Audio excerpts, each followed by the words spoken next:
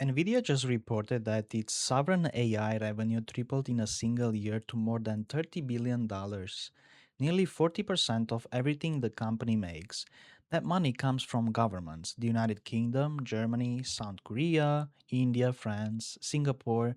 Dozens of countries are now spending public money to build their own national AI systems. And the loudest voice on earth telling every country they need their own AI is Jensen Huang, the man selling the chips to every single one of them. So, is sovereign AI a real strategic necessity or the best sales pitch in the history of technology? The honest answer is honestly both, and once you understand how, you will read every AI headline differently. So let's start with what the term actually means, because it's vaguer than it sounds. Sovereign AI is the idea that a country should develop, train, and run artificial intelligence within its own borders, its own data centers, its own data, its own models, governed by its own laws. Huang's version of the pitch is genuinely compelling.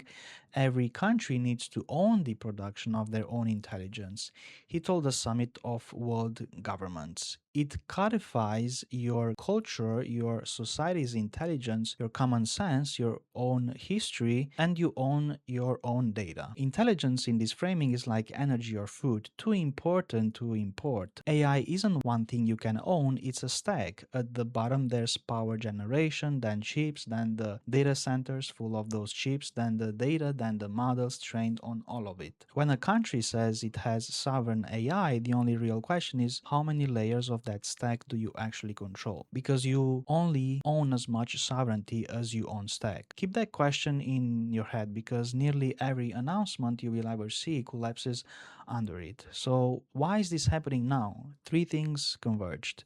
First, ChatGPT made AI visible to every government on Earth at the same moment.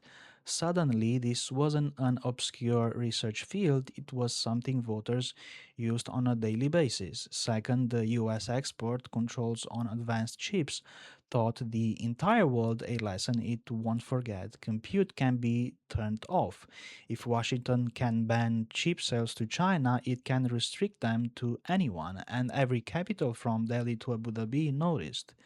And third, there's a genuine cultural argument. Today's frontier models are trained overwhelmingly on English language, American leaning data. If your country language, history, and values barely exist in the training data, the most powerful technology of the era will quietly think in someone else's worldview. Ukraine is building a national LLM partly for exactly this reason. So countries open their wallets, and the numbers are quite remarkable. The UK is getting £2 billion in Nvidia partnered AI infrastructure.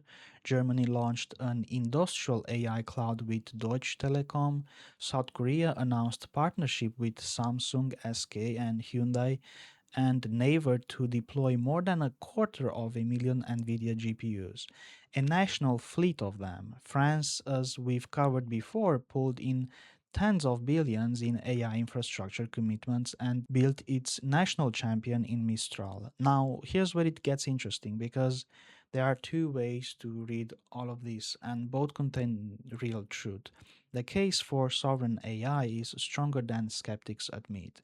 Dependency risk isn't hypothetical. The export controls prove that access to compute is a political decision made in Washington. Data jurisdiction isn't paranoia either. Data sitting on an American company's cloud is reachable by American law regardless of where the server physically sits. And the cultural argument is real. A Hindi speaking farmer or a Ukrainian civil servant is genuinely better served by a model trained deliberately on their language and context than by an American model with a translation layer. For a government, well, we will just trust the market means we will trust two foreign countries because the United States and China together control roughly 90% of the computing power needed to build and run frontier AI. Everyone else combined splits the remaining sliver, but that same number is exactly what undermines the marketing. Look at what these sovereign programs actually consist of. Layer by layer using our stack, the chips Nvidia's design in California, manufactured in Taiwan, the machines that make those chips even possible, built by a single company in the Netherlands. The cloud software, the frameworks, the frontier models being licensed in, overwhelmingly American. When Germany wanted to save its national AI champion, Aleph Alpha, the frontier model layer, ended up going to a Canadian company while Germany kept the infrastructure underneath. Researchers who study this have basically concluded that true AI sovereignty is a practical impossibility. The supply chain is too global, too concentrated, too interdependent, and that what nations are actually buying is something more modest called strategic autonomy, control over a few choke points, your data layer, and the right to choose which dependencies you live with. Which bring us to the part of this story almost nobody says plainly. Sovereign AI as a phrase was popularized most by Nvidia itself, and it might be the most brilliant sales strategy of the decade. Think about what it does. It converts national pride and geopolitical anxiety into